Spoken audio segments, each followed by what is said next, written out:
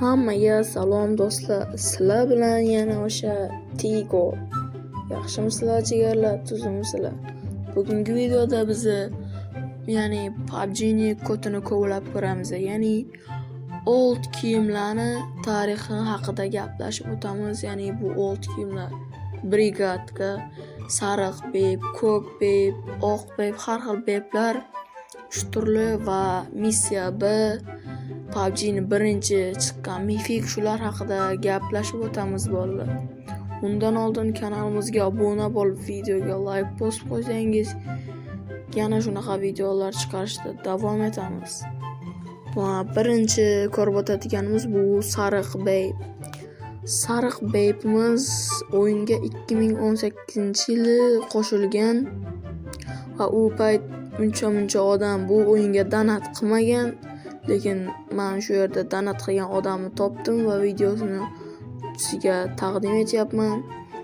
Va bu hozir birinchi o'ntalikda uazik bilan bebni tushirib olmoqda. Ajoyib.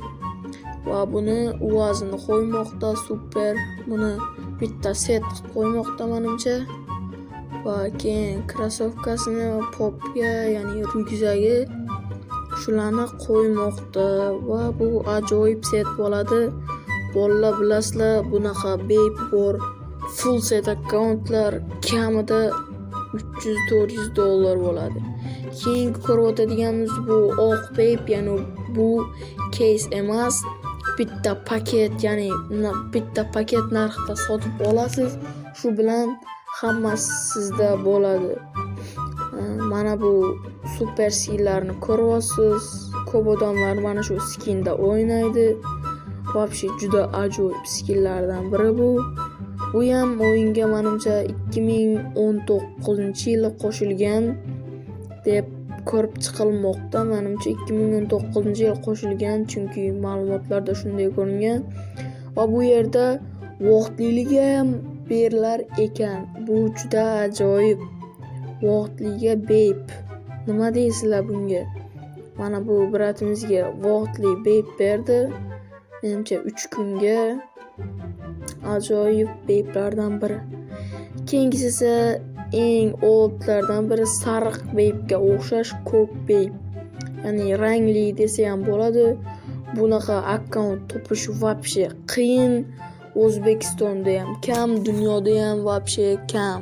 Shuning uchun bunaqa akkauntlar sariq beb akkauntdan sal qimmatroq bo'ladi.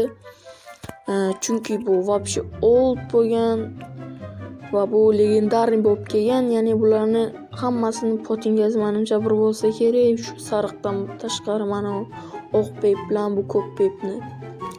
Oldlar bilasizlar, buni вообще zo'r skin bo'lgan paytida. Mana buni 416 skavrotkasi bilan kelgan. Keyin ko'rib o'tadiganimiz missiya A va missiya B setlari.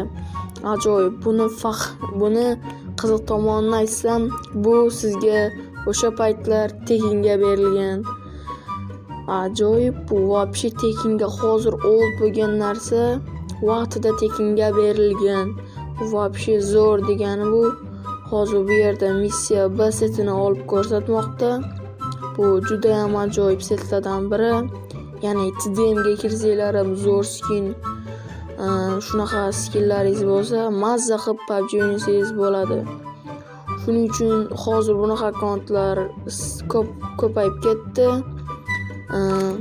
Keyin ko'rib o'tadiganimiz mana bu basketbol setlar. Buni old deb bo'lmaydi, ya'ni bu 2020-yil PUBG ga qo'shilgan.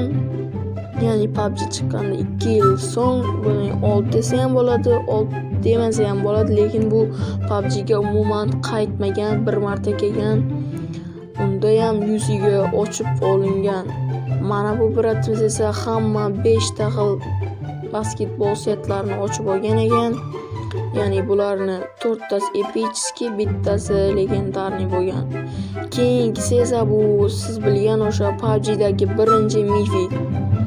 Va u mana bu oq Godzilla set bilan kelgan. Ya'ni buni No Player Unknown degan set ekan. Bu PUBG dagi ikkinchi mifik bo'lgan, ya'ni mifik ust bo'lgan, yuqori kiyim bo'lgan.